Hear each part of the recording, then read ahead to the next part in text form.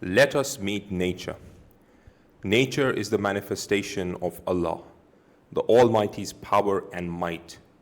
If we consider the universe as a radiant aspect of Allah's attributes, then a human is a mirror of reality in whom Allah witnesses His grace. On one hand, human is a masterpiece of nature. On the other, he is nature himself.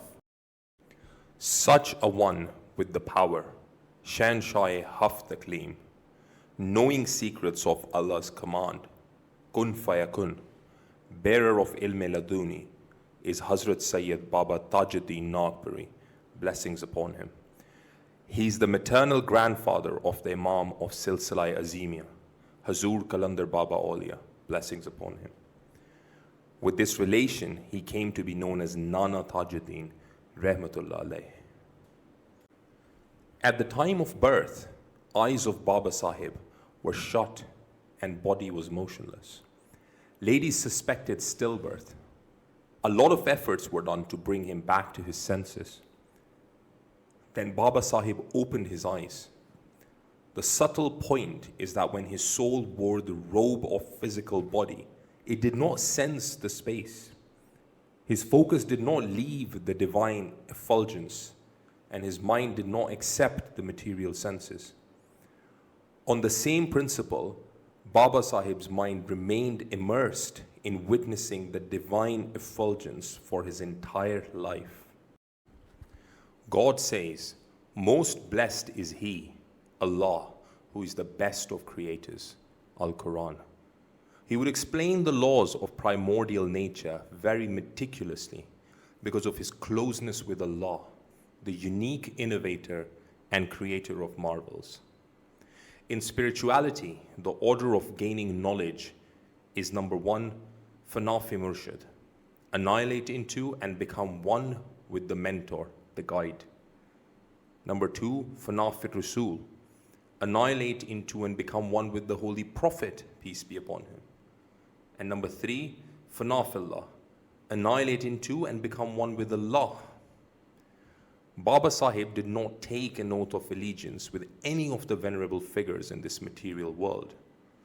The fire of divine love that was burning in his heart could not be found anywhere else in this world.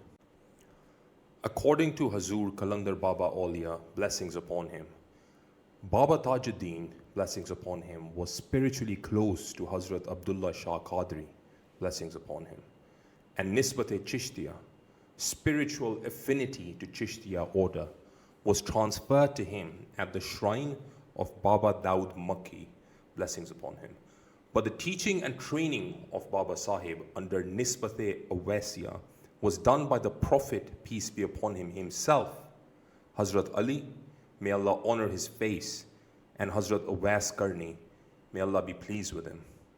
Spiritual blessings and enlightenment from the venerable heads of all spiritual orders has been transferred to him.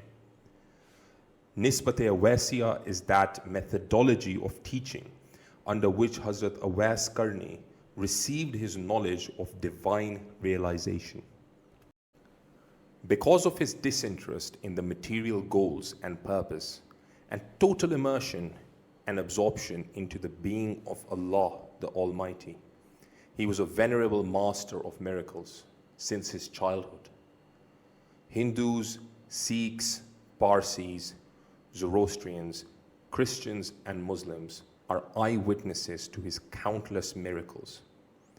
Sincere people from all the religions have received his blessings and enlightenment. Children, elderly, and the young, people of all ages are interested in him because they consider him to be a deity, an avatar, a devotee of Allah, and bearer of transcendental powers, and are eager to learn more and more about his personality. He was born on 5th Rajab al-Murajjab, 1277 after Hijrah, which is 27th January 1861, according to the Gregorian calendar, on Monday at dawn prayer time at Kamti, Nagpur, India. His lineage is traceable to Hazrat Imam Hassan Askari, blessings upon him. His mother, Maryam B, had received tidings of the birth of a noble child through a true dream. She knew fully well that the light of the one to be born will spread all around. At the age of 6, while he was listening to a lecture in the school, a famous saint, friend of Allah of that era, Hazrat Abdullah Qadri, blessings upon him, came to the school and addressed his teacher. This boy is already literate. There is no need to teach him. He was a loner since his childhood and would not participate in playing. He was fond of reading and writing. He had completed education of Urdu, Persian, English, besides reading Quran by the age of 15. He joined army at 18 years of age and was made part of Regiment Number 8, Madrasi Unit of Nagpur. Having studied his biography, I concluded that the Creator, in order to make his beloved individuals the hands of God, puts them through all kinds of troubles, difficulties, and hardships. They would measure up to and are worthy of every trial, because when the afflicted and distressed creations of God come to them, they feel their pain within themselves.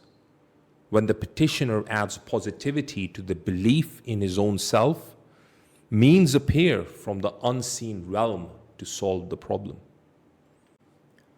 One day, because of modesty, I did not mention my worry to the mentor. As usual, the mentor addressed me. "You got worried over such a small matter. Such hardships befell me that no other being has ever faced. Sometimes, walking the path, I would get weighed down by immense burden. Walking would become difficult, and I would sit down on the ground. The nature would itself smooth the path for those who strive for the sake of Allah. It is a law that first the individual's mind comes under the subservience of the divine nature. Then the divine nature comes under control of that being. Mind of the one with power is in harmony with the nature." It was Eid. On meeting the mentor while talking about Nana Taj-ud-Din Nagpuri, blessings upon him, said, "Nana Taj-ud-Din was a being of Allah Almighty, of such a great stature, who sees nothing but Allah. It has always been observed that whenever there is a mention of Shehanshah-e-Haft Aqleem, Hazrat Nana Taj-ud-Din, blessings upon him, he has always paid attention.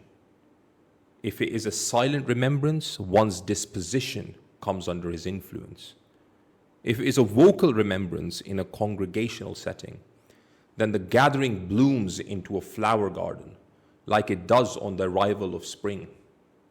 As Baba Sahib's blessings pour like rain, every person is thoroughly cleaned and starts to smell like a rare flower. Time becomes subservient to the beings who are absorbed into Allah. Distances from eternity to eternity are meaningless for them. Baba Sahib says, that one is literate who can read the Lawh-e-Mahfuz, the preserved divine tablet.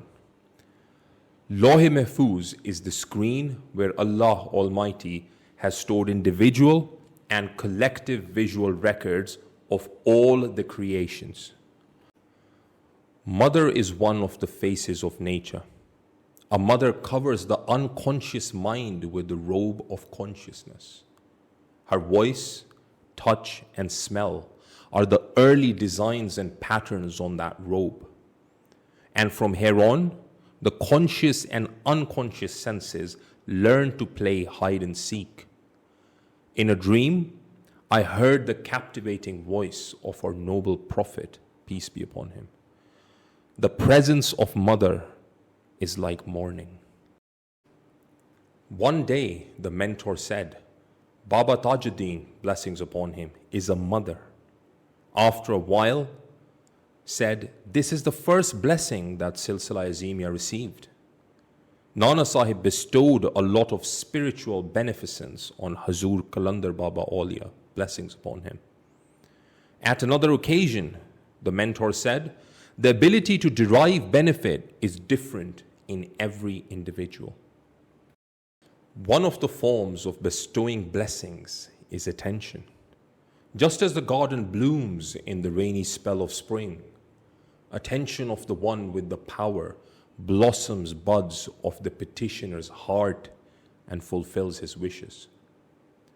Baba Sahib's grace or blessings were not just specific for one kind. His being was a symbol of peace and tranquility for all the creations. One day, the mentor dictated this decree of Baba Sahib: our rule is not just on humans, but also on the beasts.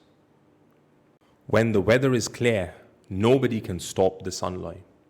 Gathering and approaching clouds do rain somewhere or other.